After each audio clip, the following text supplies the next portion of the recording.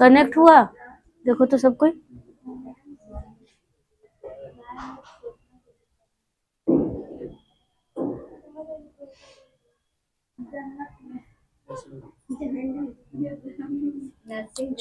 हल्ला नहीं।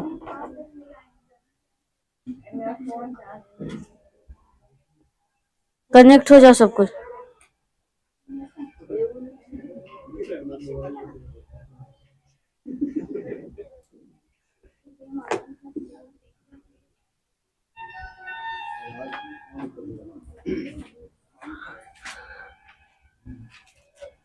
आवाज ठीक से जा रहा है, कट रहा है? सुनो तो,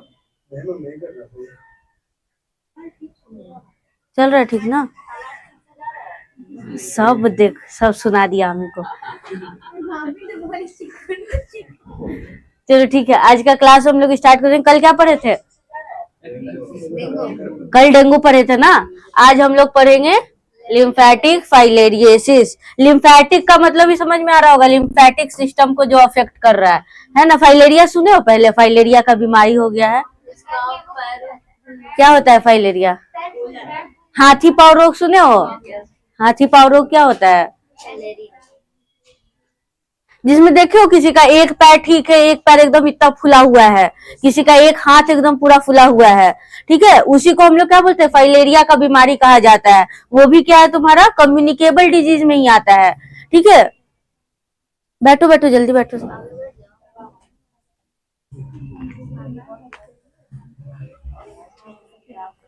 तो उसी को हम लोग क्या कहते हैं? फाइलेरिया बोला जाता है उसको, ठीक है। या फिर हम लोग फाइलेरिया का दूसरा नाम होता है एलिफेंटिएसिस, ठीक है।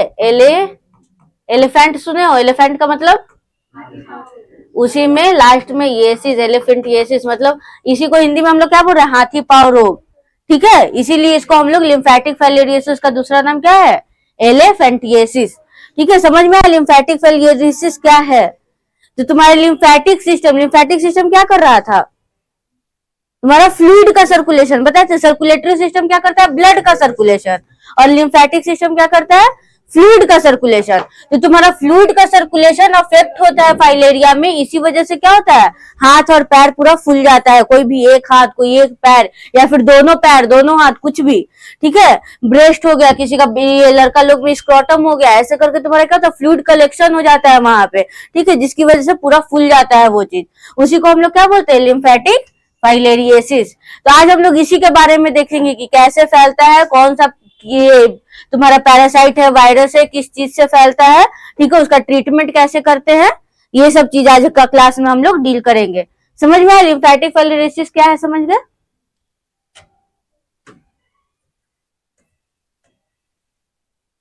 हम लोग सबसे पहले इंट्रोडक्शन से शुरू करते हैं। तो lymphatic filariasis is also known as elephantiasis. अभी बताया ना, क्या बोलते हैं इसको?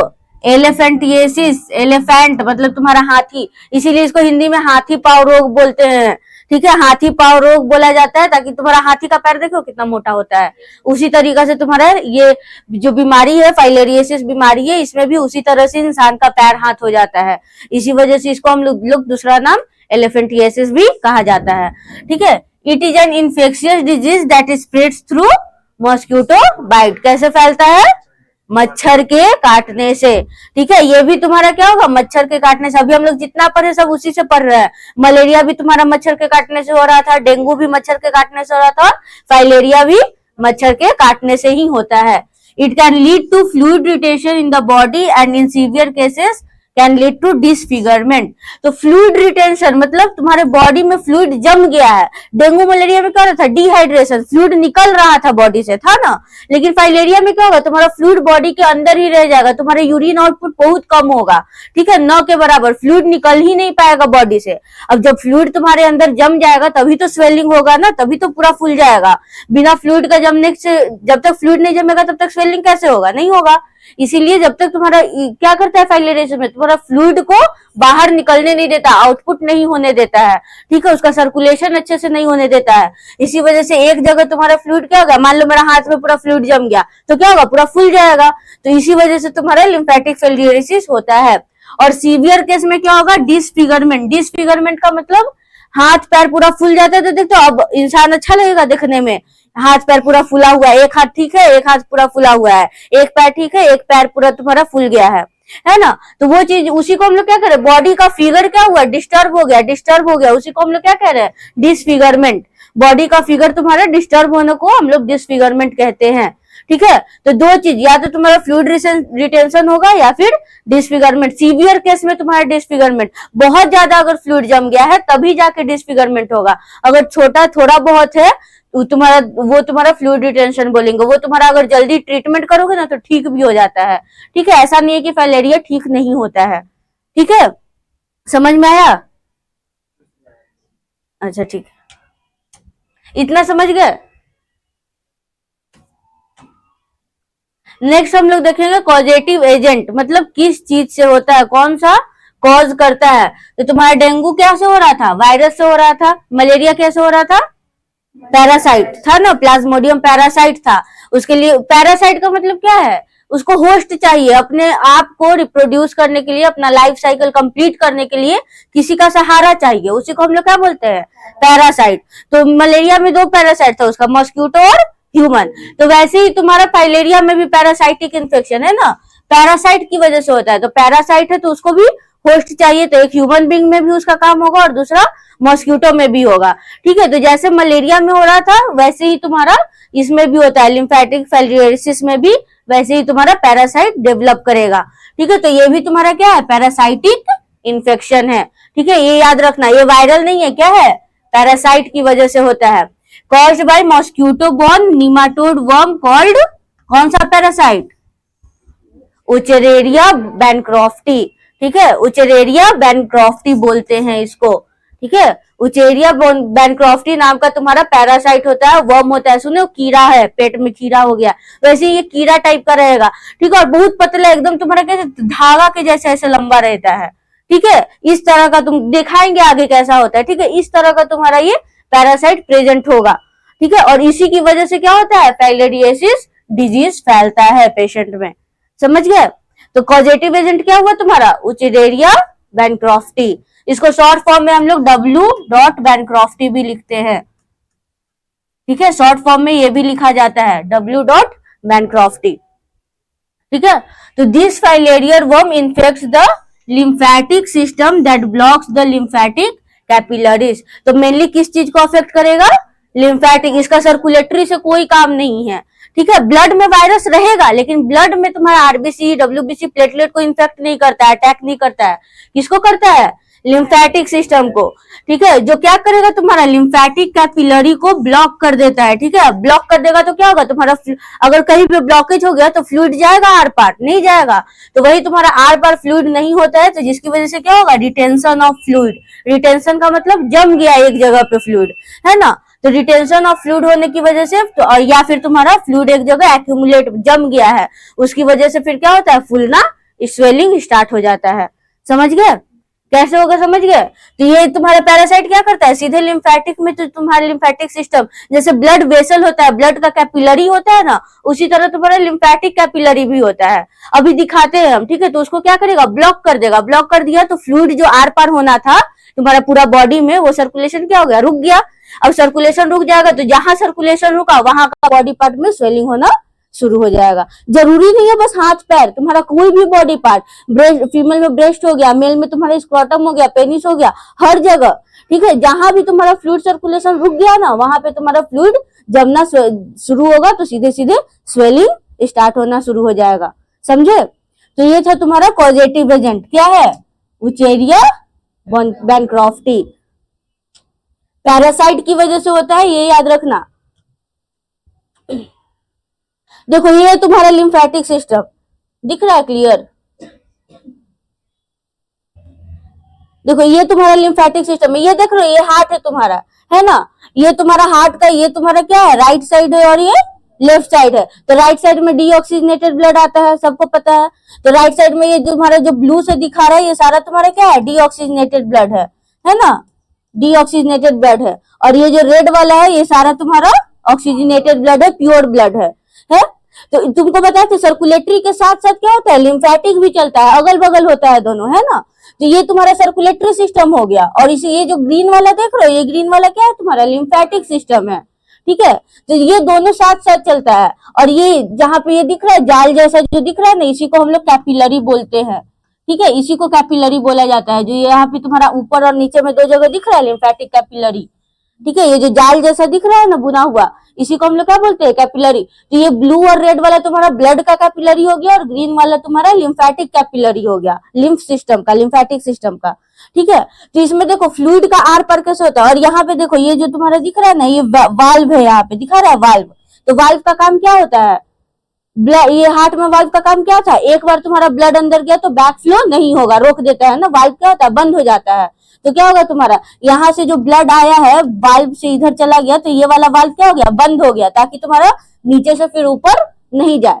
तो वही चीज तुम्हारे लिम्फेटिक सिस्टम में भी वाल्व प्रेजेंट होता है। अगर जो नीचे से जो पैर से जो आ रहा है ना फ्लूइड मेरा, उसमें क्या होगा, तुम्हारा वाल्व प्रेजेंट होगा, ताकि पैर से जो फ्लूइड का सर्कुलेशन ऊपर हुआ है उसके बाद फिर वो वापस नीचे नहीं जाए, इसके लिए यहाँ पे वाल्व प्रेजेंट होता है, ठीक है। एक बार तुम्हारा फ्लूइड इधर चला गया तो ये वाल्व क्या होगा, बंद हो जाएगा, ताकि तुम्हारा फ्लूइड वापस नीचे नहीं आए। फिर वो तुम्हारा दूसरा, तो ये जैसे इसका सर्कुलेशन चलता है ना, वैसे ही इसका भी सर्कुलेशन चलेगा, ठीक है। तो ये चीज है तुम्हारा लिम्फेटिक वेसल में। तो देखो यहाँ पे तुम्हारा मेन क्या होता है, सिस्टेमिक सर्कुलेशन तुम्हारा क्या है, जो कि तुम्हारा पूरा ये वाला रेड ऑक्सीजनेटेड ब्लड जो जा रहा है। सिस्टेमिक सर्कुलेशन मतलब जो हार्ट से, यहाँ से तुम्हारा हार्ट को 2 पार्ट में डिवाइड कर दो, तो जो तुम्हारा ऑक्सीजनेटेड ब्लड पूरा बॉडी में जा रहा है उसको क्या कह रहे हैं, सिस्टेमिक सर्कुलेशन। और पल्मोनरी सर्कुलेशन किसको कह रहे हैं, जो ये तुम्हारा डीऑक्सीजनेटेड ब्लड कहाँ जा रहा है, लंग्स में, है ना, लंग्स में जा रहा है। और लंग्स से फिर तुम्हारा ये पल्मोनरी कैपिलरी लेके आता है, तुम्हारा पल्मोनरी वेन लेके आ रहा है ना, उसको हम लोग क्या कहते हैं, पल्मोनरी सर्कुलेशन। अब उसी के साथ तुम्हारा लिम्फेटिक सर्कुलेशन भी चलता है, ठीक है। तो लिम्फेटिक सर्कुलेशन कैसे चलेगा, तुम्हारा यहाँ से देखो ब्लड और लिम्फ का कनेक्शन क्या है, तुम्हारा अगर ब्लड में प्लाज्मा लेवल कम हो गया, प्लाज्मा क्या होता है, फ्लूइड होता है ब्लड में। ब्लड का 4 कंपोनेंट होता है ना, एक आरबीसी होता है, दूसरा डब्ल्यूबीसी होता है, प्लेटलेट होता है और प्लाज्मा होता है। चौथा क्या होगा तुम्हारा, प्लाज्मा। और लिम्फेटिक सिस्टम में तुम्हारा क्या है, फ्लूइड है, वाटर है ना, तो ये चीज है। तो यहाँ पे तुम्हारा ये जो जाल वाला कैपिलरी में क्या होता है, जब तुम्हारा ब्लड में प्लाज्मा लेवल कम हो जाएगा ना, तो लिम्फ से तुम्हारा फ्लूइड जाता है ब्लड में, ठीक है। यहाँ पे देख रहे हो एक्सचेंज, ये जो एरो बनाया हुआ है ना, मतलब तुम्हारा अगर ब्लड में प्लाज्मा का कमी हो गया है, तुम्हारा फ्लूइड कम हो गया है, तो लिम्फ से कहाँ जाएगा, ब्लड में, ठीक है। और अगर ब्लड में तुम्हारा प्लाज्मा ज्यादा हो गया है, इंक्रीज हो गया है, तो फिर ब्लड से कहाँ आएगा, लिम्फ में, ठीक है। तो ऐसे तुम्हारा फ्लूइड मेंटेन रहता है बॉडी में, ब्लड में भी फ्लूइड मेंटेन रहेगा और लिम्फेटिक तुम्हारा बॉडी का भी फ्लूइड मेंटेन करता है। तो ये दोनों सिस्टम एक दूसरे को मेंटेन करके चलता है, समझ गए। तो लिम्फेटिक सिस्टम, तो इस बीमारी में क्या हो रहा है, तुम्हारा जो ये फ्लूइड मेंटेन तो हो रहा था, है तुम्हारा मेंटेन भी हो रहा है, वाल्व से सर्कुलेशन भी हो रहा है, हर चीज हो रहा है।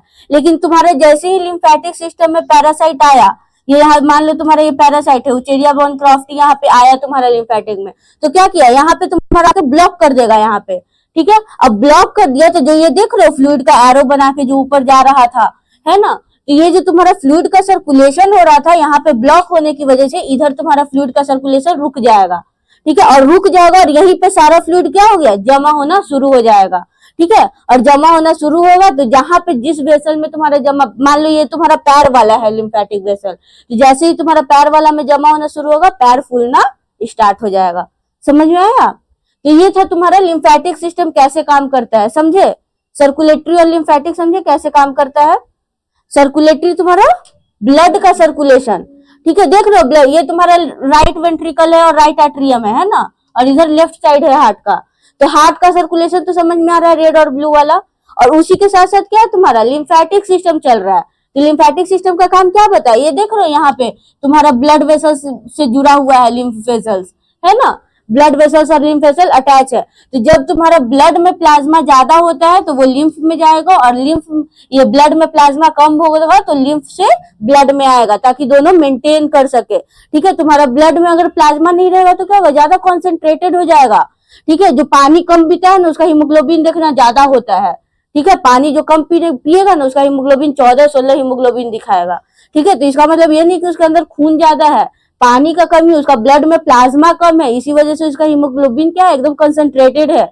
इसीलिए उन लोग को डोनेट करने के लिए कहा जाता है, ये ब्लड डोनेट करो, और उसके बाद फिर जब नया ब्लड बनेगा ना तो उसके साथ साथ प्लाज्मा भी आएगा तुम्हारा। ठीक है, तो ये चीज है तुम्हारा। तो इसी को तुम्हारा कौन बैलेंस करता है, प्लाज्मा को, लिम्फेटिक सिस्टम। ठीक है, तुम जो पानी पी रहे हो ना वो तुम्हारा लिम्फेटिक सिस्टम में जा रहा है।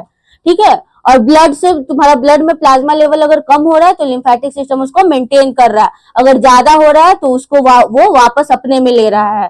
ठीक है, ऐसे करके वो तुम्हारा पूरा ये बॉडी में सर्कुलेशन करता है लिम्फेटिक सिस्टम फ्लूइड का, समझे। और वही तुम्हारा पैरासाइट क्या करेगा, अगर पैरासाइट आ गया यहाँ पे तो क्या किया, उसको ब्लॉक कर दिया। ठीक है, जैसे ही ब्लॉक किया, देखते हो किसी का कोलेस्ट्रॉल, हार्ट में कोलेस्ट्रॉल लेवल जाता होता है, आयोटा ब्लॉक हो जाता है, तो क्या होता है, हार्ट को ज्यादा ये करना पड़ता है, पंप करना पड़ता है, तो कार्डियक प्रॉब्लम होना शुरू होता है ना। बोलते हैं ना हार्ट में ब्लॉकेज हो गया, कैसे हो गया, कोलेस्ट्रॉल ज्यादा हो गया तो यहाँ पे ब्लॉक हो गया है ना, जम गया है वहां पे जाके। तो वही काम तुम्हारा क्या करता है, पैरासाइट तुम्हारे लिम्फेटिक सिस्टम में जाएगा तो उसके बाद यहाँ पे ब्लॉक कर देगा। जैसे ही ब्लॉक किया, तुम्हारा जो फ्लूइड का सर्कुलेशन था पूरा बॉडी में जो हो रहा था वो क्या हुआ, बंद हो गया। अब जहां पे तुम्हारा ब्लॉक हो गया है वहीं से तुम्हारा क्या होगा, स्वेलिंग शुरू हो जाएगा, वहीं पे सारा फ्लूइड जमना शुरू हो गया। अब जहां पे एक जगह तुम्हारा, मान लो हाथ में ही मेरा फ्लूइड जमना शुरू हो गया तो क्या होगा, फूलना शुरू होगा ना वहां पे, उस जगह पे। तो वही चीज होता है तुम्हारा लिम्फेटिक फाइलेरियोसिस में, समझे। कौन सा चीज को अफेक्ट करेगा, तुम्हारा लिम्फेटिक सिस्टम। समझ में आया, लिम्फेटिक सिस्टम सब कोई को समझ में आया।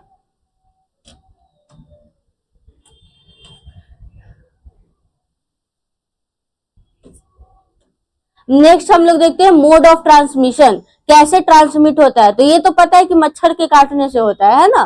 कौन सा मच्छर से होगा, देखो फर्स्ट देखते हैं हम लोग, मोड ऑफ ट्रांसमिशन क्या है, through the bite of an infected mosquito. तो जो मॉस्क्यूटो के अंदर तुम्हारा पैरासाइट प्रेजेंट होगा, लिम्फेटिक डब्ल्यू बैनक्रॉफ्टी पैरासाइट, जो मच्छर के अंदर वो पैरासाइट प्रेजेंट होगा उसी से लिम्फेटिक फाइलेरियोसिस फैलेगा।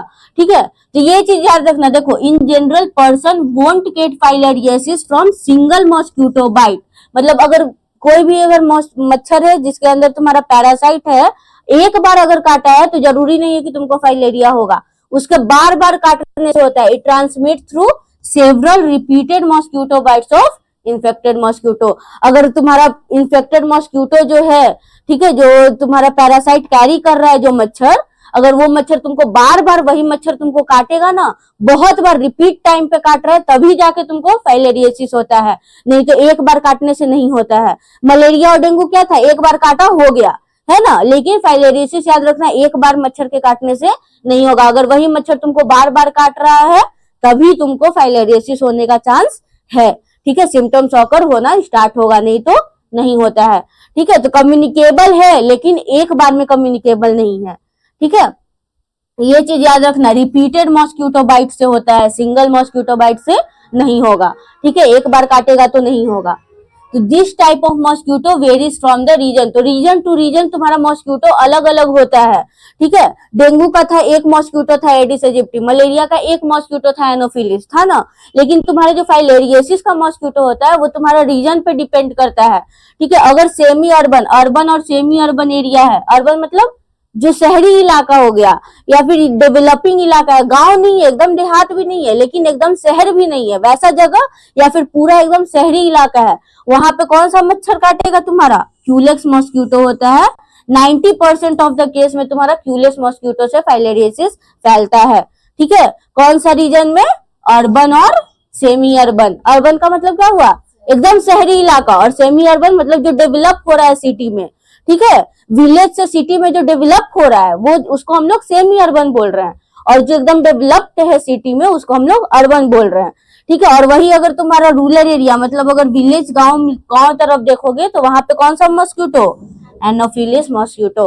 तो कौन कौन सा मॉस्क्यूटो हो गया, दो मॉस्क्यूटो तुम्हारा, एक क्यूलेक्स और दूसरा एनोफिलिस। एनोफिलिस तुम्हारा मलेरिया भी करता था, याद है?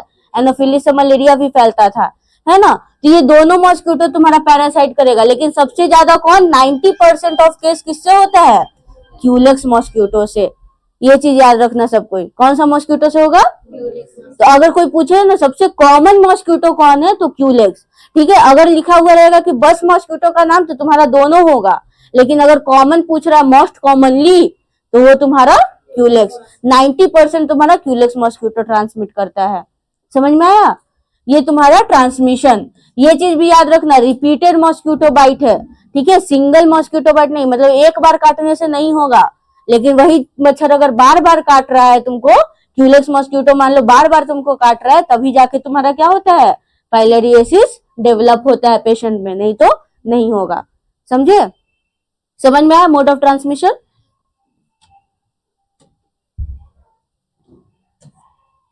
तो नेक्स्ट हम लोग देखते हैं लाइफ साइकिल। तो जैसे मलेरिया का लाइफ साइकिल था ना, प्लाज्मोडियम वाइवैक्स का, एक मॉस्किटो में भी हो रहा था और दूसरा ह्यूमन होस्ट भी था, वैसे ही तुम्हारा उचेरिया बैनक्रॉफ्टी का भी लाइफ साइकिल होता है। तुम्हारा ह्यूमन में भी कुछ उसका होता है और दूसरा मॉस्किटो में भी होता है।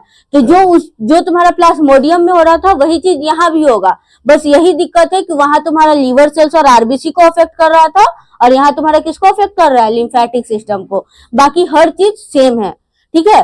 तो देखो सबसे फर्स्ट से हम लोग स्टार्ट करते हैं। देखो ये वाला साइन का याद रखना है, ये साइन का मतलब क्या है? इन्फेक्टिव स्टेज, मतलब इन्फेक्शन फैलाने का स्टेज है।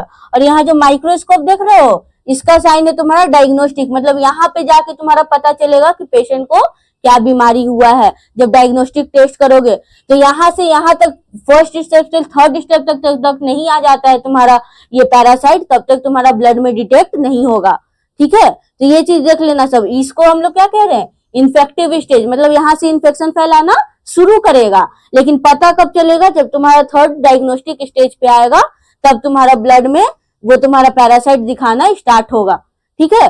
तो इसी को हम लोग यहाँ से यहाँ तक को, इसी को तो हम लोग क्या बोलते थे? Incubation period. इसी को ना कह रहे थे जब फर्स्ट सिम्टम ऑकर हो रहा था इन्फेक्शन फैलाने से। तो यही चीज है तुम्हारा। तो सबसे पहले हम लोग देखते हैं यहाँ से फर्स्ट तुम्हारा क्या स्टार्ट होगा।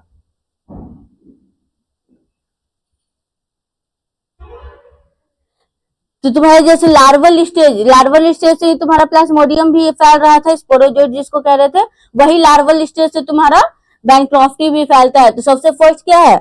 Mosquito takes the blood meal, L3 larval enter the screen, ठीक है। तो तुम्हारा जो लार्वल स्टेज होता है ना, तुम्हारा दो स्टेज में होता है, एक L1 और एक L3।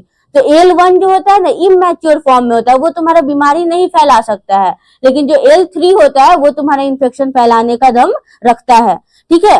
तो जब तक अब L3 डेवलप तुम्हारा मॉस्किटो के अंदर होगा, वो ह्यूमन के अंदर नहीं होता है, ठीक है। तो जैसे ही मॉस्किटो के अंदर L3 डेवलप होगा और मॉस्किटो तुम्हारा ह्यूमन को अगर बाइट करता है, तो क्या होगा? मॉस्किटो अपने साथ जब ब्लड सक करेगा तो L3 लार्वा ह्यूमन के अंदर इंजेक्ट कर देगा, ठीक है। अब जैसे ही इंजेक्ट किया, तुम्हारा क्या हो गया? लार्वा से तुम्हारा एडल्ट फॉर्म में बनना शुरू हो जाएगा तुम्हारे लिम्फेटिक सिस्टम में, ठीक है। ये सारा कुछ लिम्फेटिक सिस्टम में हो रहा है, ये याद रखना, ठीक है। जैसे ही ब्लड से सक किया ना, तो कैपिलरी में बताया ना, ब्लड का एक्सचेंज भी होता है, प्लाज्मा का एक्सचेंज हो रहा था।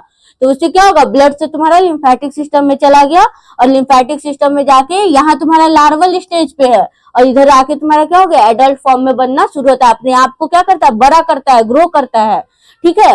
तो लार्वल स्टेज का मतलब क्या हुआ? छोटा बच्चा सा है वो, ठीक है, और उसी को अपने आप को क्या हुआ? बड़ा किया, तो एडल्ट बन गया तुम्हारा लिम्फेटिक सिस्टम में। अब एडल्ट बनने के बाद क्या होगा? Adult produce the microfilaria that migrate to lymphatics. तो तुम्हारा माइक्रोफाइलेरिया मतलब छोटा छोटा फिर फाइलेरियोसिस का पैरासाइटिक वर्म बनाना शुरू करेगा, अपने आप को रिप्रोडक्शन होता है ना, रिप्रोडक्शन करना शुरू करता है। क्या होता है रिप्रोडक्शन का मतलब? तुम्हारा कोई भी एक अपने जैसा ऑफ स्प्रिंग बनाना, छोटा सा, है ना, उसी को हम लोग रिप्रोडक्शन बोलते हैं। तो वही चीज तुम्हारा पैरासाइट कर रहा है, अपने जैसा ही छोटा छोटा, और तुम्हारा इसीलिए इसको माइक्रोफाइलेरिया बोलते हैं, ठीक है। अपने जैसा और छोटा छोटा पैरासाइट बनाना शुरू करता है, ठीक है। तो जैसे ही तुम्हारा पैरासाइट शुरू करेगा, तुम्हारे लिम्फेटिक सिस्टम में क्या होगा? ये फाइलेरिया जाना शुरू होगा। देख लो फाइलेरिया कैसा होता है, एकदम थ्रेड लाइक स्ट्रक्चर होगा, ठीक है। ये तुम्हारा मेल हो गया, ये तुम्हारा फीमेल, ठीक है। ये साइन क्या है? इस साइन का मतलब मेल, ठीक है, और ये वाला साइन का मतलब फीमेल, ठीक है। तो ये दोनों क्या करेगा, रिप्रोडक्शन शुरू करेगा तुम्हारे अंदर। यहाँ पे रिप्रोडक्शन का होगा ह्यूमन बींग के अंदर। जब ह्यूमन बींग के अंदर तुम्हारे रिप्रोडक्शन शुरू हुआ, उसके बाद रिप्रोडक्शन से क्या बना, छोटा छोटा माइक्रोफिलेरिया बनना शुरू हुआ, ठीक है। और जब छोटा छोटा माइक्रोफिलेरिया बनना शुरू हुआ तो तुम्हारा लिम्फेटिक सिस्टम में जाना शुरू करेगा। तो जैसे तुम्हारा लिम्फेटिक सिस्टम एंटर करेगा ना, उसी समय तुम्हारा डायग्नोस्टिक स्टेज आता है, जहां पता चलता है कि पेशेंट का ब्लड में फाइलेरिया प्रेजेंट है, ठीक है, फाइलेरिया का पैरासाइट प्रेजेंट है। जब तक वो तुम्हारा लार्वल स्टेज से अडल्ट नहीं बन जाता और अडल्ट से तुम्हारा रिप्रोडक्शन नहीं करता है, तब तक नहीं पता चलेगा। जब तुम्हारा लार्वल स्टेज से अडल्ट हो गया, ग्रोथ हो गया, दोनों का रिप्रोडक्शन हुआ, रिप्रोडक्शन के बाद जब छोटा छोटा माइक्रोफिलेरिया बना, तब जाके तुम्हारे ब्लड में डिटेक्शन शुरू होगा, ठीक है। अब माइक्रोफिलेरिया बनने के बाद क्या होता है तुम्हारा, mosquito takes the meal and takes a blood meal and injects the microfilaria. तो तुम्हारा क्या होगा, एक तो तुम्हारा इससे डायरेक्ट तुम्हारा लिम्फेटिक सिस्टम में चला गया, ठीक है। और अगर लिम्फेटिक सिस्टम में नहीं गया है, ब्लड में ही है ना, तो क्या करेगा, फिर से कोई मच्छर काटा, ब्लड सक किया और फिर से वही मच्छर तुमको काटा, बोले रिपीटेड मोड पे होता है, सिंगल मच्छर के काटने से नहीं होता है ना। तो यहाँ से क्या होगा, फिर से मच्छर काटेगा, फिर से वो माइक्रोफिलेरिया अपने अंदर लेगा, फिर तुम्हारे लिम्फेटिक सिस्टम में चला जाएगा, ठीक है। तो ऐसा रिपीटेड मॉस्किटो बाइट पे होगा, तो माइक्रोफिलेरिया फिर क्या हुआ, तुम्हारा लिम्फेटिक सिस्टम में चला जाएगा, ठीक है। इंजेक्ट करेगा माइक्रोफिलेरिया का तुम्हारा लिम्फेटिक सिस्टम में। तो लिम्फेटिक सिस्टम में जाने के बाद फिर तुम्हारा बोले ना ब्लॉकेज शुरू करेगा, और ब्लॉकेज के बाद क्या होगा, फ्लूइड का एक्यूमुलेशन, रिटेंशन शुरू होगा और स्वेलिंग स्टार्ट हो जाता है। तो इतना चीज होता है तुम्हारा ह्यूमन के अंदर में, ठीक है। अब वही मॉस्किटो के अंदर में वो क्या करता है, तो मॉस्किटो में कैसे जाएगा, जब मॉस्किटो तुम्हारा ब्लड लिया तो उससे क्या होगा, मॉस्किटो का गट मतलब उसका जो इसोफेगस इंटेस्टाइन डाइजेस्टिव सिस्टम है वहां पे जाएगा, और उसके बाद फिर उसका थोरैसिक मसल्स में माइग्रेट करना शुरू होता है, मॉस्किटो का थोरैसिक मसल, ठीक है। और मॉस्किटो का थोरैसिक मसल में जाके तुम्हारा L1 लार्वल स्टेज पे पहुंचता है। ये जो माइक्रोफिलेरिया था वो कौन सा स्टेज पे पहुंचेगा, L1 लार्वल स्टेज। तो L1 लार्वल स्टेज क्या होता है, तुम्हारा इन्फेक्टेड नहीं होता है, ये इमैच्योर फॉर्म होता है। जब तक ये तुम्हारा L3 में नहीं पहुंचेगा तब तक वो एडल्ट फॉर्म में नहीं बनेगा। तो L1 से जो L3 तक पहुंचता है ना, वो तुम्हारा मॉस्किटो के अंदर होगा, और L3 लार्वा से जब एडल्ट फॉर्म बनेगा तो वो तुम्हारा ह्यूमन के अंदर होगा, समझ गए। तो L1 के बाद फिर तुम्हारा क्या बनेगा, L3 स्टेज, और L3 स्टेज होने के बाद फिर migration to mosquito head and proboscis. Proboscis का मतलब मच्छर का जो डंक होता है ना, उसी को हम लोग प्रोबोसिस बोलते हैं, ठीक है। तो यहाँ से तुम्हारा L3 थोरैसिक मसल में तुम्हारा L3 फॉर्म हो गया है ना, मच्छर का थोरैसिक मसल, ह्यूमन का नहीं, मच्छर का थोरैसिक मसल में जाके तुम्हारा L3 लार्वल स्टेज फॉर्म हो गया। अब यहाँ से कहा जाएगा, मॉस्किटो का प्रोबोसिस, उसका डंक में। जब तक उसका डंक में नहीं जाएगा तब तक ह्यूमन में फिर कैसे जाएगा, जब तक डंक नहीं मारेगा, है ना। तो डंक में जाने के बाद फिर जब ह्यूमन में एंटर करता है ये L3 लार्वल स्टेज, फिर से एडल्ट फॉर्म में बनेगा, फिर से तुम्हारा माइक्रोफिलेरिया होगा, वैसे ही तुम्हारा सर्कुलेशन चलते रहेगा। समझ में आया, सब कोई को समझ में आया कैसे कैसे हुआ।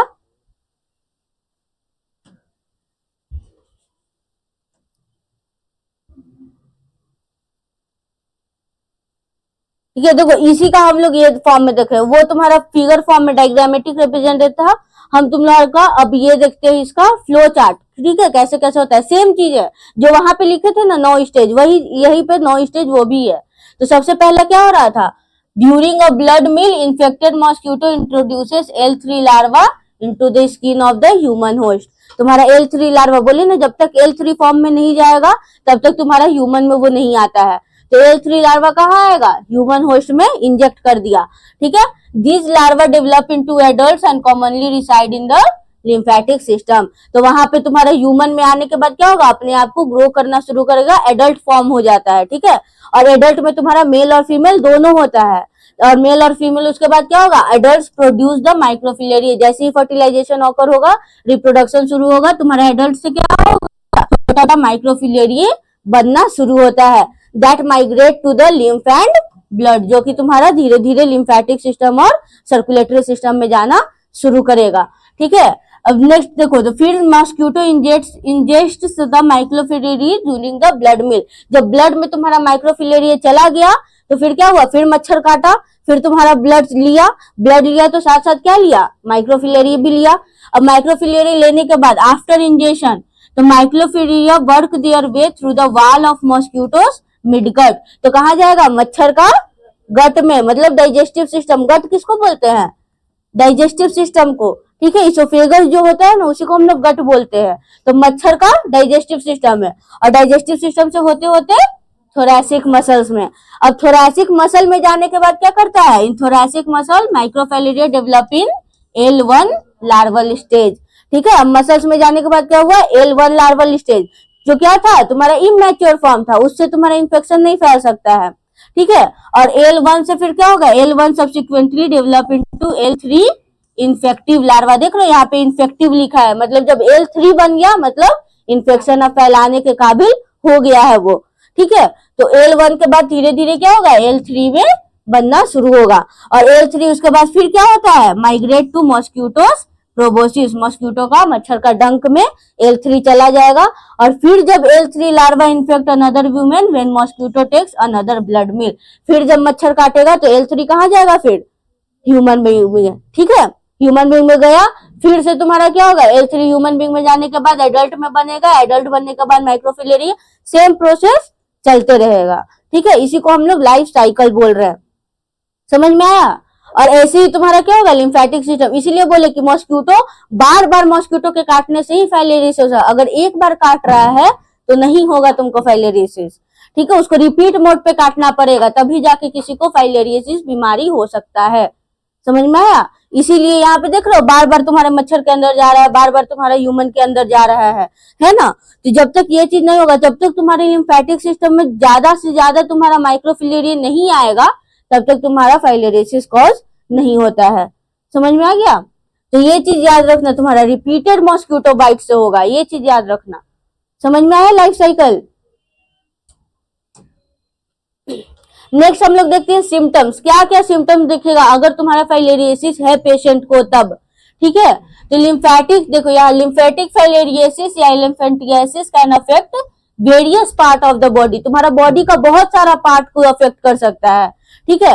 तो कौन कौन, सबसे पहले देख रहे हैं यहाँ हाथ में डिफरेंस, एक हाथ पे नॉर्मल है और एक हाथ क्या है, पूरा स्वेलिंग हो गया है तुम्हारा लिम्फ की वजह से, है ना। तो सबसे पहला क्या है, हाथ, और दूसरा पैर, ये दो जगह से स्टार्ट होता है तुम्हारा। हाथ और पैर में भी सबसे कॉमन तुम्हारा पैर से स्टार्ट होता है, ठीक है। पैर से तुम्हारा स्वेलिंग स्टार्ट होना शुरू होगा, उसके बाद तुम्हारा बॉडी में फैलना शुरू होता है। बोले ना, जो भी तुम्हारा सर से लेके पैर तक लिम्फ वेसल्स है ना, जैसे आर्टरी वेन तुम्हारा सर से लेके पैर तक है, वैसे लिम्फेटिक वेसल्स भी सर से लेके पैर तक है। तो जहां पे तुम्हारा ब्लॉकेज हुआ वहीं पे स्वेलिंग शुरू हो गया, ठीक है। तो हाथ में अगर ब्लॉकेज होगा तो हाथ का स्वेलिंग हो रहा है, पैर में ब्लॉकेज होगा तो पैर का स्वेलिंग हो रहा है। ब्रेस्ट में अगर तुम्हारा चेस्ट रीजन में जाके ब्लॉकेज हो रहा है तो देख लो डिसफिगरमेंट, इसी को हम लोग क्या बोल रहे थे, डिसफिगरमेंट, फिगर क्या हुआ, गड़बड़ हो गया। तो देखो एक ब्रेस्ट नॉर्मल और दूसरा ब्रेस्ट एनलार्ज हो गया है ना। तो जहां पे ब्लॉकेज हो रहा है वहीं पे स्वेलिंग शुरू हो रहा है, ठीक है। तो फीमेल में तुम्हारा ब्रेस्ट में भी तुम्हारा बहुत ज्यादा होता है, ठीक है, कॉमन है।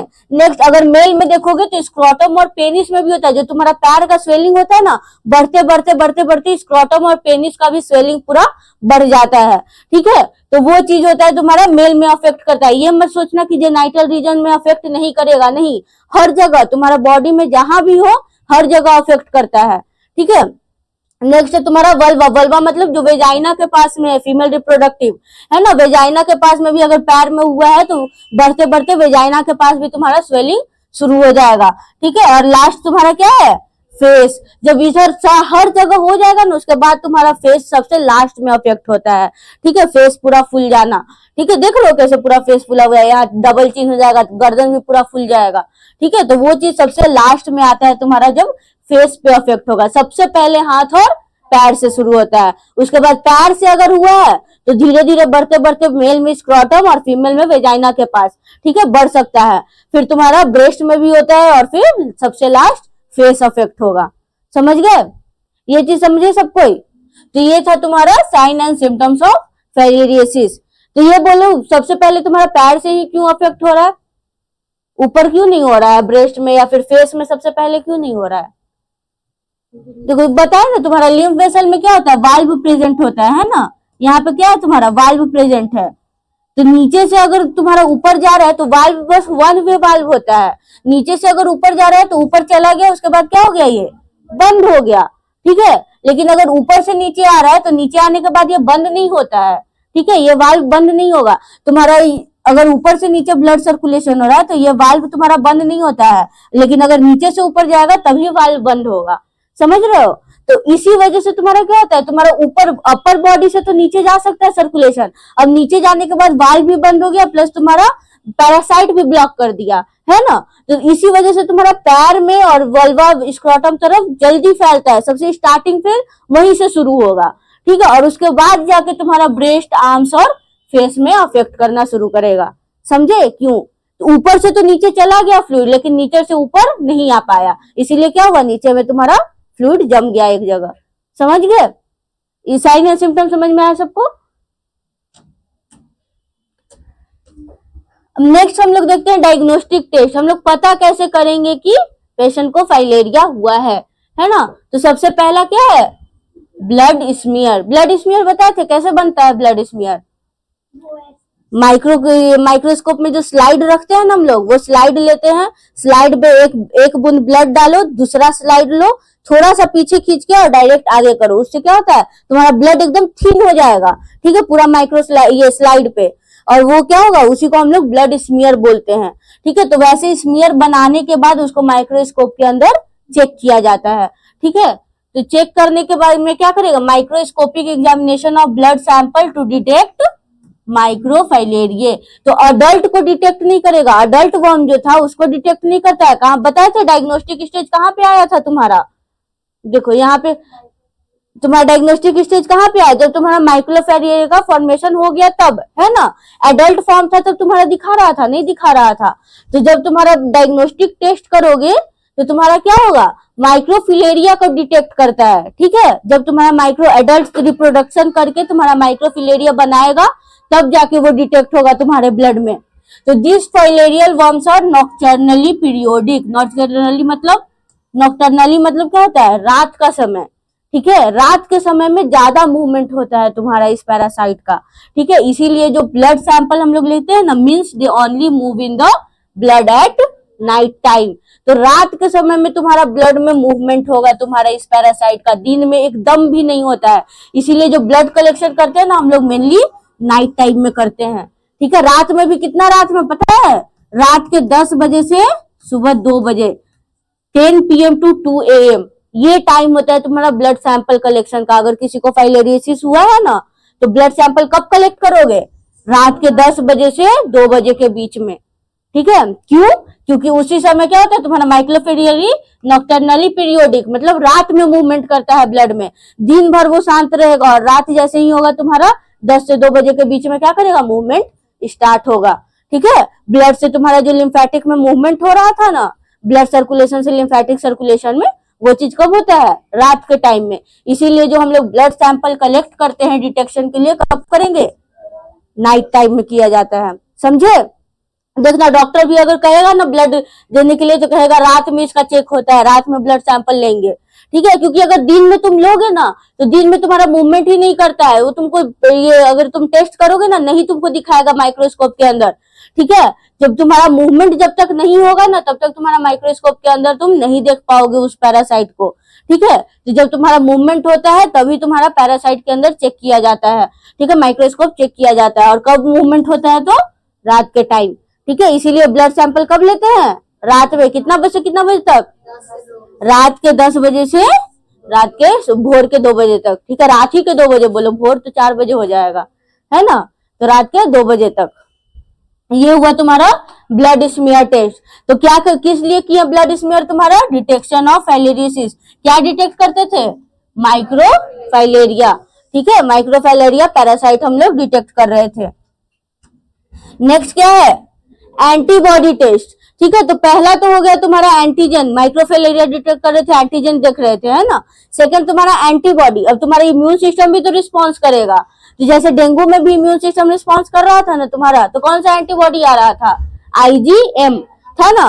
तो इसमें तुम्हारा कौन सा एंटीबॉडी आएगा, IgG, इम्यूनोग्लोबुलिन G1 और इम्यूनोग्लोबुलिन 4, इसको हम लोग एंटी फाइलेरियल इम्यूनोग्लोबुलिन, मतलब फाइलेरिया के खिलाफ जो एंटीबॉडी बना है वो तुम्हारा कौन सा आएगा, IgG1 और IgG4।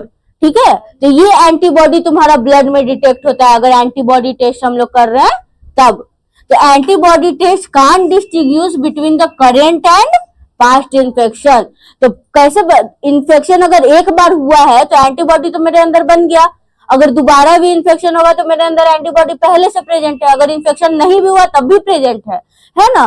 तो एंटीबॉडी टेस्ट ये चीज नहीं दिखाएगा कि तुमको अभी इन्फेक्शन है कि पहले हो चुका था, क्योंकि एंटीबॉडी एक बार बन गया तो तुम्हारे बॉडी में हमेशा के लिए हो गया है ना। तो अगर हम रिकवर भी कर गए हैं तो फिर भी एंटीबॉडी मेरे अंदर प्रेजेंट है अभी भी, है ना। वैक्सीन हम लोग का क्या करता है, वही चीज करता है ना, एंटीबॉडी बना देता है ताकि तुम्हारा अगर फिर से कोई इन्फेक्शन, वही चीज का इन्फेक्शन आए तो तुम्हारा एंटीबॉडी लड़ सके उस चीज को, है ना। तो वही चीज क्या हुआ, तुम्हारा मान लो एक बार फाइलेरियोसिस हुआ, हम मेरे अंदर IgG1 और IgG4 बन चुका है, तो दोबारा फाइलेरियोसिस हो रहा है तब भी तो मेरे अंदर ये एंटीबॉडी है। तो ये चीज, ये तो एंटीबॉडी टेस्ट ये नहीं दिखाएगा ना कि तुमको अभी भी इन्फेक्शन है या फिर पहले का इन्फेक्शन था। ठीक है, एंटीबॉडी बन चुका है मतलब पहले का इन्फेक्शन से भी तो एंटीबॉडी बना है, तो ये चीज नहीं बताता है कि अभी इन्फेक्शन है कि नहीं है। ठीक है, तो ये चीज कौन बताएगा, तुम्हारा ब्लड स्मीयर, जब तुम्हारा ब्लड में देखा जाएगा कि ये पैरासाइट है कि नहीं है तब। समझ में आया। तो इसका एंटीबॉडी टेस्ट तुम्हारा क्या करता है, पॉजिटिव हो सकता है पॉजिटिव एंटीबॉडी, लेकिन ये चीज तुम्हारा नहीं बताएगा कि करेंट इन्फेक्शन है या पास्ट इन्फेक्शन है। ठीक है, इसीलिए क्या करते हैं, so the test is not generally used to test filariasis, इसीलिए एंटीबॉडी टेस्ट न के बराबर किया जाता है। ठीक है, हो सकता है पहले भी हुआ था उसकी वजह से भी तो एंटीबॉडी होगा, जरूरी थोड़ी है कि अभी भी है इसी वजह से एंटीबॉडी है, पहले का भी हो सकता है, इसी वजह से इसको हम लोग नहीं यूज करते हैं डिटेक्शन में। डायग्नोसिस में बहुत कम, न के बराबर यूज किया जाता है, समझ गए। तो सबसे ज्यादा यूज क्या होगा, ब्लड स्मीयर। अब नेक्स्ट देखो, नेक्स्ट है तुम्हारा थर्ड है तुम्हारा filarial strip test, Alere filariasis strip test. ठीक है, टेस्ट स्ट्रिप, तो जैसे टेस्ट स्ट्रिप देखो किट जो आता है ना उसी तरह का ये स्ट्रिप होता है। ठीक है, किट बताए थे जैसे मलेरिया का किट, डेंगू का किट होता है। ठीक है, किट में क्या बताए थे तुम लोग को, ये जैसे यहाँ पे किट होगा, यहाँ पे क्या होगा, ब्लड या फिर यूरिन डालने के लिए पोर्ट होगा, है ना, और यहाँ पे 2 लाइन होता है, बताए थे, एक क्या होता है C और दूसरा T। C का मतलब क्या हुआ, कंट्रोल, और T का मतलब टेस्ट। तो अगर तुम्हारा जैसे कंट्रोल वाला लाइन अगर तुम्हारा रेड आ रहा है तो मतलब निगेटिव है, अगर T वाला लाइन रेड आ रहा है तो पॉजिटिव है। तो ऐसा ही किट होता है तुम्हारा, प्रेगनेंसी किट में भी ऐसा ही होगा। ठीक है, प्रेगनेंसी में क्या होता है, यूरिन से चेक किया जाता है प्रेगनेंसी, देखो तो यूरिन का बस 1 से 2 ड्रॉप यहाँ पे डालोगे ना तो ये क्या होगा, यूरिन जब इधर पास करता है, यहाँ पे ड्रॉप डालोगे ना तो यूरिन पास होगा, तो उसमें C और T डिटेक्ट करेगा। अगर C में तुम्हारा रेड पूरा आ रहा है तो यूरिन प्रेगनेंसी निगेटिव, अगर T में रेड आ रहा है तो प्रेगनेंसी पॉजिटिव। ठीक है, तो उसी तरह किट होता है, फाइलेरियोसिस का टेस्ट स्ट्रिप भी इसी तरह का आता है, किट आता है। ठीक है, तो वो भी क्या करेगा, तुम्हारा W बैंक्रोफ्टी एंटीजन को डिटेक्ट करता है। ठीक है, अगर T में तुम्हारा आ रहा है रेड मतलब तुम्हारा एंटीजन प्रेजेंट है ब्लड में, है ना, तो तुम्हारा पॉजिटिव है, फाइलेरियोसिस पॉजिटिव है पेशेंट, समझे। और लास्ट हम लोग क्या है, PCR test, polymerase chain reaction. तो ये क्या चेक करेगा, तुम्हारा माइक्रोफैरिडिया का DNA।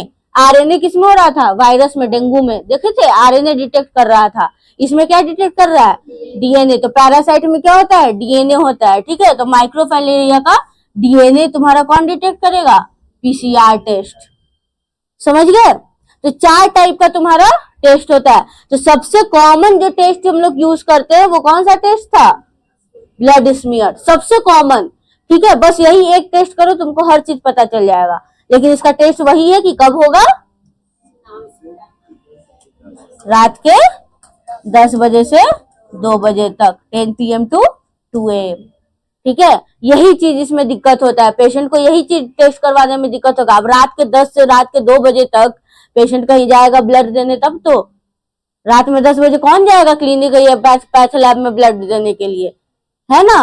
कौन सा पैथ लैब खुला भी रहेगा, उसके लिए तुमको पहले से अपॉइंटमेंट लेना पड़ेगा, तब ना कोई पैथोलॉजी लैब खोल के रखेगा उस समय कि नहीं इसका ब्लड सैंपल लेना है, आएगा देने के लिए, है ना। तो इसीलिए ये चीज दिक्कत तो होता है, लेकिन सबसे बेस्ट तरीका तुम्हारा जांच करने का यही है, ब्लड स्मीयर।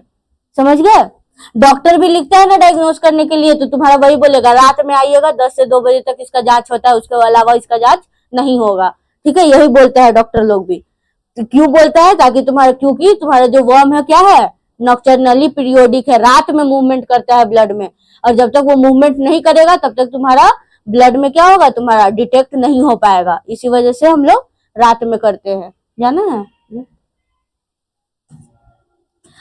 चलो अब हम लोग नेक्स्ट देखते हैं मैनेजमेंट एंड ट्रीटमेंट। इसको ठीक कैसे कर सकते हैं हम लोग, फाइलेरिया को मैनेज और दूसरा ट्रीटमेंट। तो डेंगू के लिए तुम्हारा स्पेसिफिक मेडिसिन नहीं था, लेकिन फाइलेरियोसिस के लिए स्पेसिफिक मेडिसिन है। ठीक है, उसको क्या बोलते हैं, एंटी पैरासाइटिक और एंटी हेलमिंथिक ड्रग। ठीक है, एंटी पैरासाइटिक मतलब जो पैरासाइट को ये कर रहा है, किल कर रहा है, ठीक कर रहा है, उसको एंटी पैरासाइट। देखे ना, पैरासाइट की वजह से हो रहा था, तो उसको एंटी पैरासाइटिक ड्रग या फिर एंटी हेलमिंथिक ड्रग। हेलमिंथिक मतलब कीड़ा, कीड़ा को जो मारने वाला दवाई होता है ना, उसको हम लोग क्या बोल रहे हैं, एंटी हेलमिंथिक ड्रग। ठीक है, तो कौन कौन सा मेडिसिन यूज करेंगे हम लोग? सबसे पहला di ethyl कार्बामेजिन, DEC short form है। ठीक है, डाई इथाइल कार्बामेजिन ड्रग, ये सबसे कॉमन ड्रग यही यूज किया जाता है तुम्हारा फाइलेरियोसिस ट्रीटमेंट के लिए। ठीक है, सबसे कॉमन। सेकंड क्या है, आइवरमेक्टिन ड्रग। ठीक है, और थर्ड क्या है, एल्बेंडाजोल। ये तो सुने होगे तुम लोग, बहुत कॉमन सुने होगे एल्बेंडाजोल। सुने हो कीड़ा मारने के लिए कौन दवाई, तो एल्बेंडाजोल, है ना। तो सुनो, बोला जाता है हर 6-6 महीना पे ना, 6 मंथ पे खाते रहना चाहिए कीड़ा वाला दवाई, ताकि तुम्हारा पेट में जो कीड़ा रहे ना मर जाए, तुमको जो इन्फेक्शन नहीं होगा, इंटेस्टाइनल इन्फेक्शन, स्टमक में इन्फेक्शन नहीं होगा। हमेशा बोलता है एक एक गोली तुम्हारा एल्बेंडाजोल हर 6-6 महीना पे, मतलब आज एक गोली खाए हो, 6 महीना बाद फिर एक गोली खा लो एल्बेंडाजोल का। ठीक है, तो सबसे कॉमन दवाई तुम्हारा एल्बेंडाजोल कीड़ा मारने के लिए करते हैं। ठीक है, कोई भी कीड़ा रहे, लेकिन अगर तुम्हारा एलिफेंटिएसिस के लिए, फाइलेरियोसिस के लिए है, डब्ल्यू बैंक्रॉफ्टी के लिए अगर हम मार रहे हैं, तो कौन सा यूज करोगे, DEC। ठीक है, अगर तुम्हारे डब्ल्यू बैंक्रॉफ्टी के लिए हम लोग यूज कर रहे हैं कोई दवाई, तो कौन सा दवाई यूज कर रहे हैं, DEC और आइवरमेक्टिन, सबसे कॉमन DEC। ठीक है, अगर कोई भी मान लो कि पेट में कीड़ा हो गया, कैसे पता चलता है पेशेंट कोई किसी को कि पेट में कीड़ा हो गया है? देखो, जब कोई सोएगा ना, कोई भी इंसान, मुंह से लार बहुत ज्यादा आता है। ठीक है, अगर पेट में कीड़ा हो गया ना, तो सोने के टाइम, रात के टाइम में क्या होगा, सुबह उठोगे ना तो देखना पूरा तकिया में या फिर मुंह से ना पूरा व्हाइट व्हाइट इधर लगा हुआ है, मतलब लार बहुत ज्यादा आ रहा है, सलाइवा बहुत ज्यादा सिक्रीट हो रहा है। ठीक है, तो उसी से पता चलता है कि तुम्हारा पेट में कीड़ा ज्यादा हो गया है। ठीक है, और इसीलिए एल्बेंडाजोल दिया जाता है वैसा पेशेंट को। ठीक है, तो हर 6-6 महीना पे, वैसे लोग क्या बोलते हैं, हर 6-6 महीना पे खाते रहो। 2 से 3 ही डोज लेता है ना 6-6 महीना वाला, तुम्हारा ठीक हो जाता है वो चीज। ठीक है, तो वही चीज है तुम्हारा एल्बेंडाजोल। समझ गए? तो ये एल्बेंडाजोल तुम्हारा क्या हुआ, कोई भी तुम्हारा वर्म होगा उसके लिए हो गया, और तुम्हारा DEC किस लिए हो गया, मेनली तुम्हारा जो पैरासाइट लिम्फेटिक फाइलेरियोसिस का है उसके लिए। समझ गए? अब next, this drugs destroy the, क्या करता है, this drugs destroy the adult worms in the blood. तो देखे थे तुम्हारा L3 लार्वा से एडल्ट फॉर्म में जब तक नहीं बनेगा, माइक्रोफिलेरिया नहीं प्रोड्यूस होगा। तो ये दवाई क्या करेगा, तुम्हारा एडल्ट को ही क्या करता है, मार देता है। तो जब एडल्ट ही मर गया तो तुम्हारा रिप्रोड्यूस नहीं होगा माइक्रोफिलेरिया, रिप्रोड्यूस नहीं हुआ तो तुम्हारा लिम्फेटिक सिस्टम में नहीं जाएगा, है ना। तो ये दवाई क्या करेगा, ये तीनों दवाई तुम्हारा एडल्ट फॉर्म को ही डिस्ट्रॉय कर देगा, किल कर देगा। समझ में आया कैसे काम करता है? समझ में आया? कौन कौन सा दवाई देते हैं, 3 दवाई, DEC, डाई इथाइल कार्बामेजिन, तो दूसरा आइवरमेक्टिन और एल्बेंडाजोल। ठीक है, ये 3 तुम्हारा एंटी पैरासाइटिक या फिर एंटी हेलमिंथिक ड्रग हो गया। अब नेक्स्ट हम लोग देखें सेकंड उपाय क्या है। तो सबसे पहला वो चीज से ठीक करते हैं, सेकंड अगर नहीं ठीक हुआ तो सर्जरी करवाना पड़ेगा, उसके अलावा और कोई उपाय नहीं है। ठीक है, या तो दवाई से ठीक हो जाए, दवाई से नहीं ठीक होगा तो सर्जरी। तो मेनली सर्जरी किस केस में होगा, तुम्हारा hydrocele, if filariasis has caused hydrocele. Hydrocele मतलब क्या हुआ, जो स्क्रोटम में तुम्हारा फ्लूइड फिल हो रहा था ना, स्क्रोटम पेनिस में जो हो जा रहा था, पूरा फूल जा रहा था स्क्रोटम, उसी को हम लोग मेडिकल टर्म में हाइड्रोसील बोलते हैं। ठीक है, हाइड्रोसील का मतलब स्क्रोटम में पानी भर जाना। ठीक है, तो उसके लिए फिर क्या किया जाता है, सर्जरी करके उसको फ्लूइड को निकाला जाता है। Surgery can be perform to remove the fluid from scrotum. तो स्क्रोटम में से फिर पानी निकालने के लिए तुम्हारा सर्जरी करवाना पड़ेगा। ब्रेस्ट में तुम्हारा फ्लूइड हो गया, ब्रेस्ट से पानी निकालने के लिए सर्जरी करवाना पड़ेगा। ठीक है, पेनिस में, वेजाइना में, वल्वा के पास में एरिया में तुम्हारा फ्लूइड फिल हो गया है तो उसके लिए भी सर्जरी का जरूरत पड़ेगा। अगर मेडिसिन से ट्रीटमेंट नहीं हो रहा है, ठीक नहीं हो रहा है, तो फिर क्या है, सर्जरी का ट्रीटमेंट। बस हाइड्रोसिल स्क्रोटम का ही नहीं, तुम्हारा ब्रेस्ट के लिए भी हो गया, तुम्हारा वेजाइना वल्वा के लिए भी हो गया, पेनिस के लिए भी हो गया, हर चीज के लिए है सर्जरी। ठीक है, तो जहां अगर तुम्हारा ट्रीटमेंट मेडिसिन से नहीं ठीक हुआ वहां फिर सर्जरी से ठीक करना पड़ता है। ठीक है, और लास्ट तुम्हारा वो था ट्रीटमेंट फेज। अब तीसरा हम लोग क्या करेंगे, मैनेजमेंट। ठीक है, वो ट्रीटमेंट था जिसमें हम लोग मेडिसिन यूज कर रहे थे। अब मैनेज, तुम अगर स्टार्टिंग फेज में है, तुमको धीरे धीरे पता चल रहा है कि मेरा हाथ फूल रहा है, तुम दिखाया, पता चला कि फाइलेरियोसिस है। ठीक है, तो वैसे में तुम मैनेज कैसे कर सकते हो, तो देखो, डॉक्टर्स प्रोवाइड कंप्रेशन स्टॉकिंग और ask to elevate the limbs. तो कंप्रेशन स्टॉकिंग देखो कैसा होता है, एकदम कैसा बताए, तुम्हारा ना एक कपड़ा टाइप का रहेगा, यहाँ से यहाँ तक का बस रहेगा, उसको एकदम जांच के रखता है। ठीक है, बैंड टाइप का होता है। ठीक है, बैंड पहन, जैसे ये रिस्ट बैंड देखो, रिस्ट बैंड पहनने से क्या होता है, वहां पे तुम्हारा जैसे क्रेप बैंडेज क्या काम करता है, तुम्हारा पूरा बांध देता है ना वहां पे, उसी तरह से तुम्हारा स्टॉकिंग्स भी आता है हाथ और पैर में पहनने वाला। ठीक है, वो किसी एथलीट को देखो पहन के दौड़ते रहता है, घुटना में पहन के दौड़ते रहता है, बस यहाँ तुम्हारा जांग से लेके घुटना तक बस इतना ही दूर का रहेगा। देखो एल्बो में भी रहता है, उसी टाइप का तुम्हारा कंप्रेशन स्टॉकिंग्स भी आता है। ठीक है, वो क्या करता है, तुम्हारा वहां पे जो फ्लूइड जम गया है ना वहां पे, तो उसको कंप्रेस करेगा, मतलब ज्यादा प्रेशर देगा ताकि फ्लूइड का मूवमेंट शुरू हो। समझ में आया? तो कंप्रेशन स्टॉकिंग मतलब वहां पे प्रेशर देना स्टार्ट। मान लो यहाँ पे मेरा फ्लूइड जम गया, फूल गया पूरा, तो इसके ऊपर से क्या करेंगे हम, बहुत एकदम प्रेशर देने वाला स्टॉकिंग्स पहन लिए। तो स्टॉकिंग्स अगर हम पहन लिए तो क्या हो गया, अंदर जो फ्लूइड था उस पर प्रेशर पड़ना शुरू हो गया, है ना। तो जैसे ही प्रेशर पड़ेगा, अंदर का जो तुम्हारा फ्लूइड का सर्कुलेशन जो रुक गया था ब्लॉकेज की वजह से, वो ब्लॉकेज खुलना शुरू होता है। ठीक है, ऊपर से प्रेशर देंगे तो क्या होगा, अंदर वाला ब्लॉकेज खुलेगा, और जैसे ही ब्लॉकेज खुलेगा तुम्हारा लिम्फ का सर्कुलेशन, फ्लूइड का सर्कुलेशन स्टार्ट होने लगेगा। ठीक है, तो जैसे ही तुम्हारा लिम्फ का सर्कुलेशन स्टार्ट हुआ, तुम्हारा धीरे धीरे स्वेलिंग कम जाएगा, है ना। तो वो चीज करता है तुम्हारा कंप्रेशन स्टॉकिंग, समझे।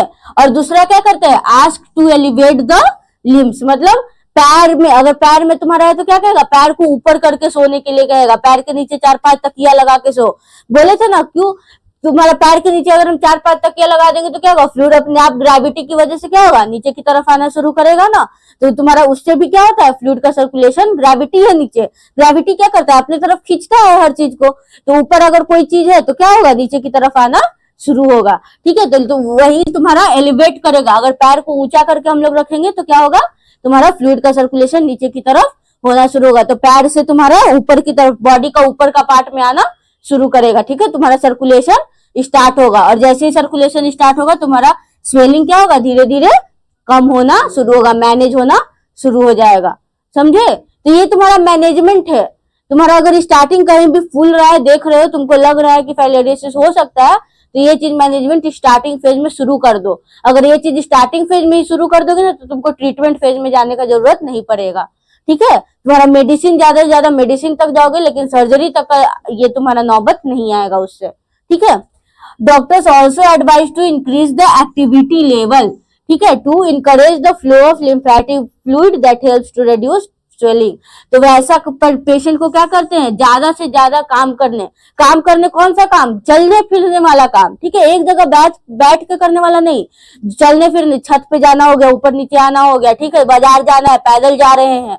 ठीक है, तो वैसे कंडीशन में तुम्हारा एक्टिविटी लेवल ज्यादा से ज्यादा करने कहा जाता है, टहलने ज्यादा कहा जाता है। ठीक है, चलने वाला काम ज्यादा करने कहा जाता है। क्यों? ताकि तुम्हारा क्या हुआ, फ्लो तुम्हारा जो रुक गया है ब्लॉकेज की वजह से, लिम्फेटिक फ्लो वो तुम्हारा स्टार्ट हो। ठीक है, इसी वजह से वो एक्टिविटी लेवल को ज्यादा से ज्यादा काम करने कहा जाता है। ठीक है, और अगर तुम्हारा फ्लो स्टार्ट हो जाएगा तो क्या होगा, स्वेलिंग अपने आप कम होना शुरू हो जाएगा। ठीक है, तो ये था तुम्हारा मैनेजमेंट। सब कुछ समझ गया कैसे मैनेज होता है हर कुछ। तो यहां तक था तुम्हारा फाइलेरियोसिस, समझ में आया। फाइलेरियोसिस का हिंदी में क्या बोल रहे हैं, हाथी पांव रोग। क्या होता है तुम्हारा, कोई भी एक हाथ एक पैर या दोनों हाथ दोनों पैर क्या होता है, फूल जाता है। क्यों फूलता है, फ्लूइड का जमने की वजह से। और फ्लूइड क्यों जमता है तुम्हारा, ब्लॉक कर देता है। तुम्हारा जो पैरासाइट होता है वो क्या करता है, लिम्फेटिक सिस्टम को ब्लॉक कर देता है। ब्लॉक कर दिया तो एक ही जगह फ्लूइड सारा जम गया। ठीक है, तो मल्टीपल चॉइस क्वेश्चन स्टार्ट करें। बताओगे सबको आंसर, कमेंट करना सब आंसर।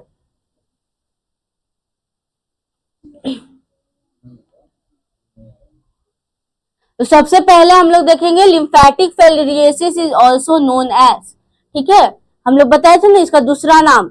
लिम्फेटिक फिल्ट्रेसिस को हम लोग कुछ और भी नाम से जानते हैं।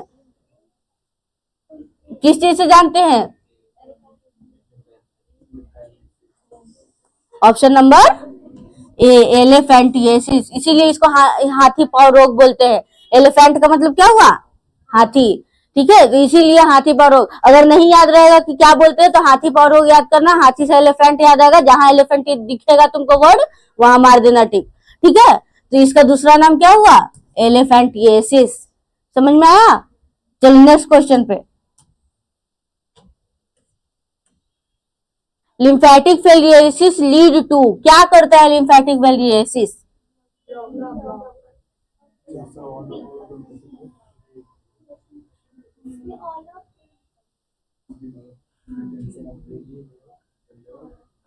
क्या होगा, all of the above. Oedema का मतलब क्या हुआ, स्वेलिंग। ठीक है, स्वेलिंग जो होता है ना या इन्फ्लेमेशन जो हो रहा है उसी को हम लोग क्या बोल रहे हैं, एडिमा। पानी की वजह से जो स्वेलिंग हो रहा है उसको हम लोग एडिमा बोलते हैं।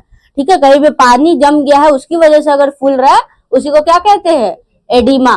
ठीक है, एंकल एडिमा, किसी किसी का देखना बस एंकल यहाँ पे घुट्टी के पास में फूला हुआ रहेगा, दबाओगे ना ऐसे दब जाएगा।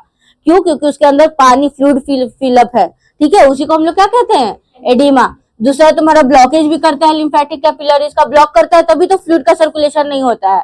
और तीसरा तुम्हारा फ्लूइड का सर्कुलेशन नहीं हुआ तो क्या हुआ, फ्लूइड एक जगह जम गया, उसी को हम लोग क्या बोल रहे हैं, रिटेंशन ऑफ फ्लूइड। तो इसका ऑप्शन क्या होगा, all of the above. Lymphatic filariasis तुम्हारा तीनों चीज करता है। ठीक है, ब्लॉकेज करेगा, ब्लॉकेज की वजह से तुम्हारा फ्लूइड जम जाएगा और फ्लूइड जम जाने की वजह से स्वेलिंग होना स्टार्ट हो जाता है। तो तीनों चीज होता है लिम्फेटिक फिल्ट्रेसिस में, है ना।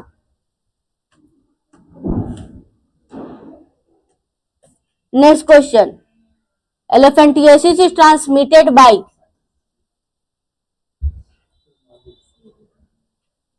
क्या होगा, यहां देखो क्या लिखा है, ट्रांसमिटेड। एक तो कल ही बताए थे, एक कॉज्ड होता है और दूसरा ट्रांसमिटेड होता है। तो पैरासाइट कॉज करता है, ट्रांसमिट फैलाता कौन है, बी, क्यूलेक्स मॉस्क्यूटो।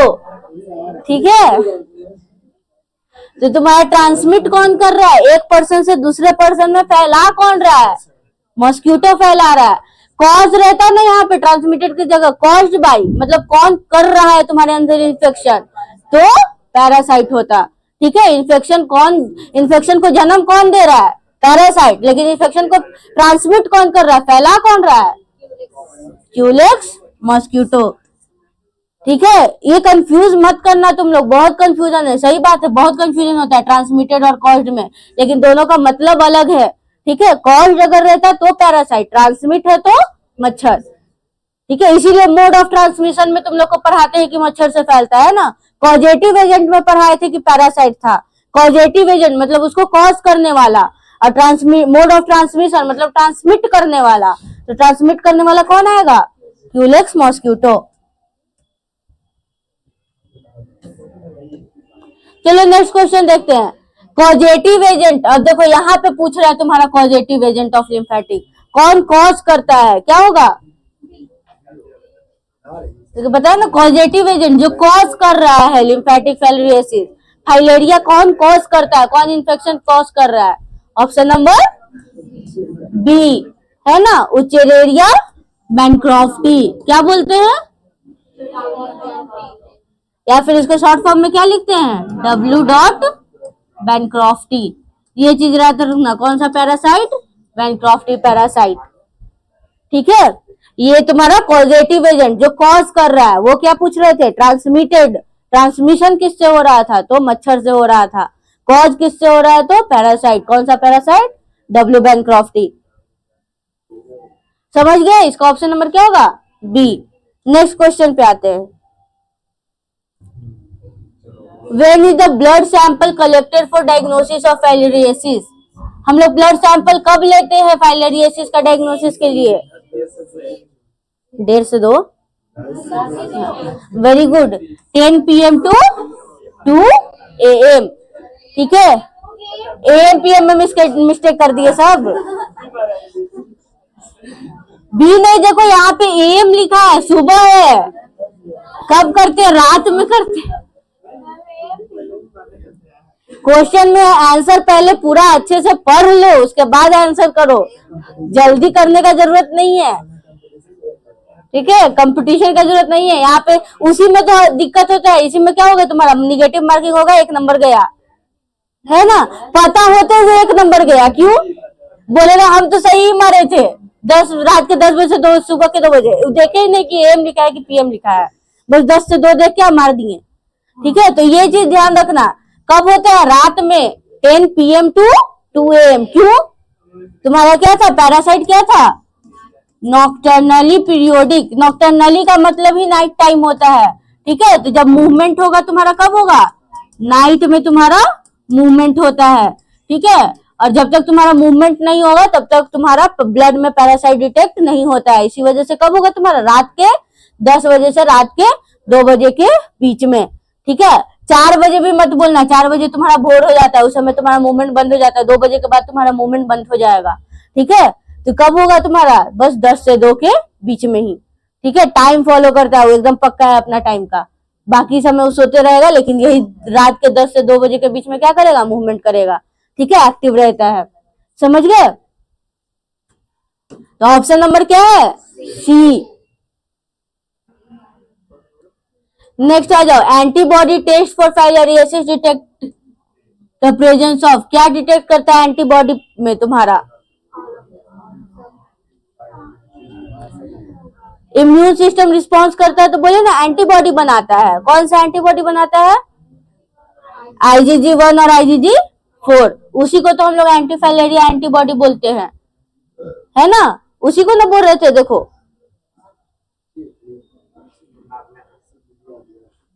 यहाँ लिखा है this test detects the antifilarial IgG1 and IgG4 antibody, है ना? तो उसी को तो हम लोग एंटीबॉडी बोल रहे थे तुम्हारा।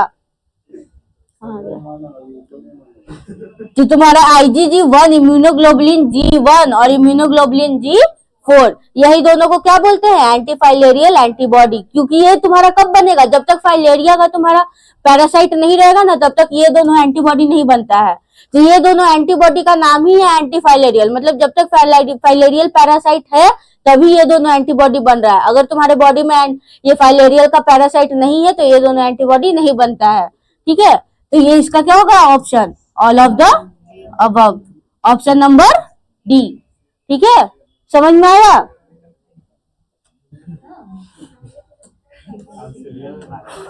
चलो next question. Medicine use to treat the worm infection. Worm infection treat करने के लिए कौन सा मेडिसिन देते हैं?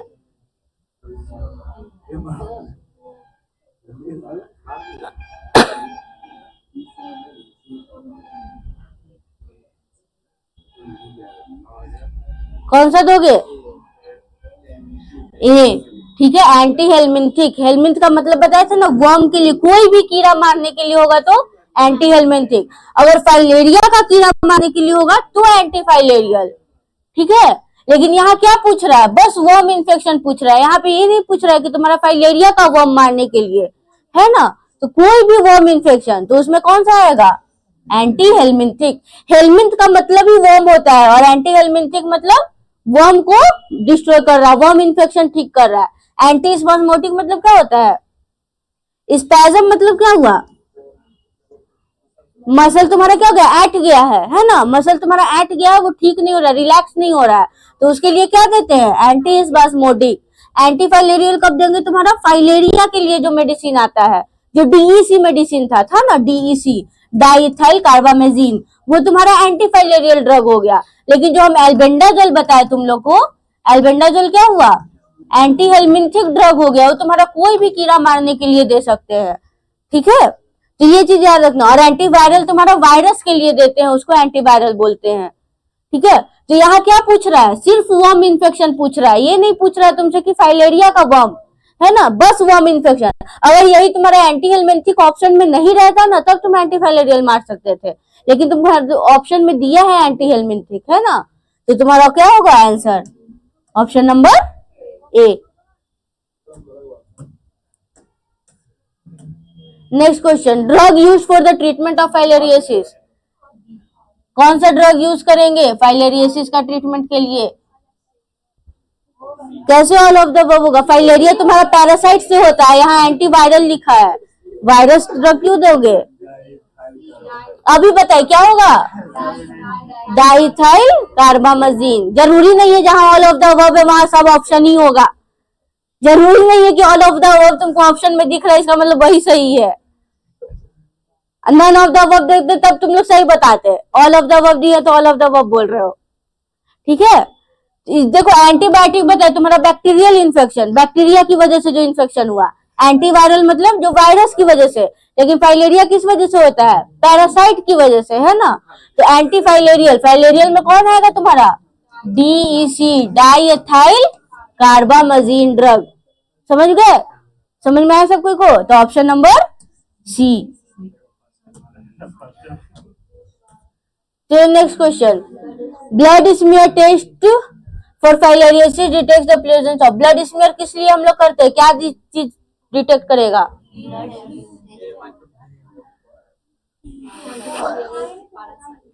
क्या चेक करता है ब्लड स्मीयर में? ब्लड स्मीयर में एंटीबॉडी टेस्ट तो तुम्हारा IgG और IG1 और IgG4 के लिए था। RNA और पैरासाइट तो है नहीं, तुम लोग एक पर DNA, DNA किस में चेक हो रहा था, PCR में था ना, पॉलीमरेज चेन रिएक्शन में। तो क्या बच गया, माइक्रोफाइलेरिया। तो यही तुम्हारा मूवमेंट, ब्लड स्मीयर ही तो हम लोग नाइट टाइम में करते हैं। नाइट टाइम में कौन सा टेस्ट कर रहे थे, ब्लड स्मीयर ही तो कर रहे थे ना। तो ब्लड स्मीयर में नाइट टाइम में हम लोग किस चीज का डिटेक्शन करते हैं, माइक्रोफाइलेरिया, क्योंकि यही तुम्हारा मूवमेंट होता है रात में, है ना, माइक्रोफाइलेरिया का ही मूवमेंट होता है रात में। तो इसी को हम लोग चेक करते हैं ब्लड स्मीयर में, ठीक है। DNA चेक करेंगे तो वो किस टेस्ट से, PCR टेस्ट से, पॉलीमरेज चेन रिएक्शन से। RNA था नहीं तुम्हारा पैरासाइट का, और जो एंटीबॉडी था उसके लिए एंटीबॉडी टेस्ट अलग था। वो कौन सा एंटीबॉडी दे रहा था, IgG1 और IgG4, है ना। तो ऑप्शन नंबर हला नहीं, ऑप्शन नंबर क्या होगा, ए।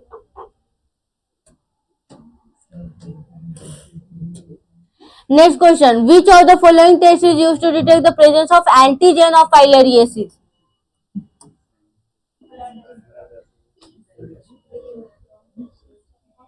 एंटीजन ऑफ फाइलेरियोसिस क्या होगा? एंटीजन का मतलब क्या हुआ, तुम्हारा जो पैरासाइट है W बैनक्रॉफ्टी, है ना, यही ना तुम्हारा एंटीजन है बॉडी में। इसको डिटेक्ट करने, ये तुम्हारा ब्लड स्मीयर से भी डिटेक्ट होता है, तुम्हारा FTS से भी हो रहा था, फाइलेरिया टेस्ट स्ट्रिप से भी हो रहा था, PCR टेस्ट से भी होता है ना। बस एक एंटीबॉडी था जो एंटीबॉडी डिटेक्ट कर रहा था, बाकी तीनों तो तुम्हारा एंटीजन के लिए ही था। भले तुम्हारा एक माइक्रोफिलेरिया करे, एक तुम्हारा DNA करे, लेकिन कर तो एंटीजन को ही रहा है ना, समझे। तुम्हारा PCR ठीक है DNA डिटेक्ट करता है, लेकिन DNA भी किसका, इसी का तो DNA डिटेक्ट कर रहा है ना। तुम्हारा ब्लड स्मीयर भी क्या कर रहा है, माइक्रोफिलेरिया डिटेक्ट कर रहा है, तो माइक्रोफिलेरिया भी किसका, यही पैरासाइट का ना।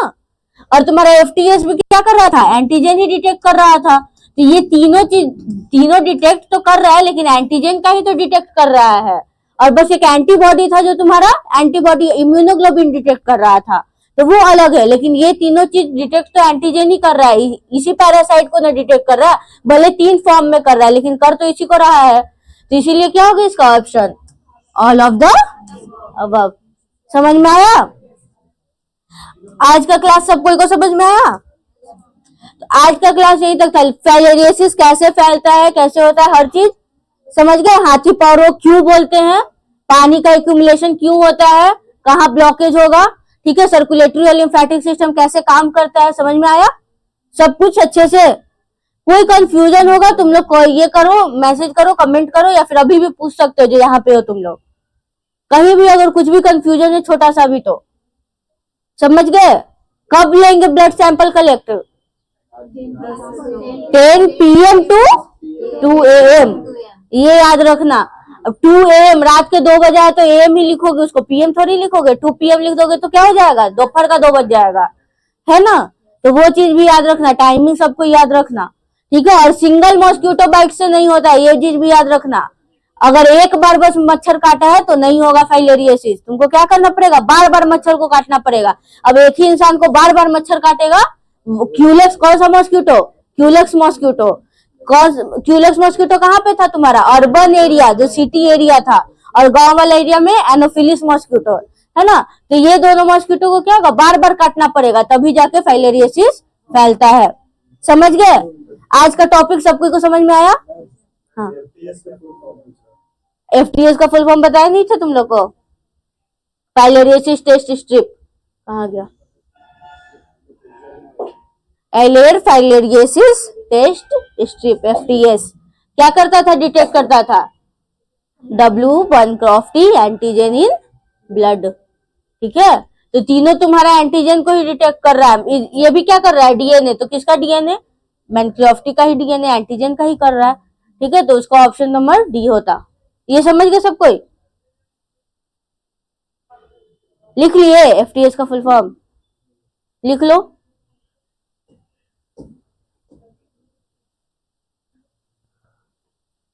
आज का क्लास समझ में आ गया? यही एंड करते हैं आज का क्लास। सबको को समझ में आया ना अच्छे से? कहीं भी कंफ्यूजन होगा या पहले वाला क्लास में भी अगर कंफ्यूजन होगा तो तुम लोग पूछ सकते हो, कमेंट करके पूछ सकते हो तुम लोग, ठीक है? या फिर यहाँ जो आते हो पढ़ने तुम लोग भी पूछ सकते हो। पहले वाला क्लास में भी अगर कहीं कुछ भूल गए हो, नहीं समझ में आ रहा है, ठीक है, तो वीडियो पे देख लो, समझ में आ जाएगा, नहीं तो यहाँ आके पूछ लो, ठीक है? तो आज का क्लास हम लोग यहीं पे एंड करेंगे। इसको बंद कर।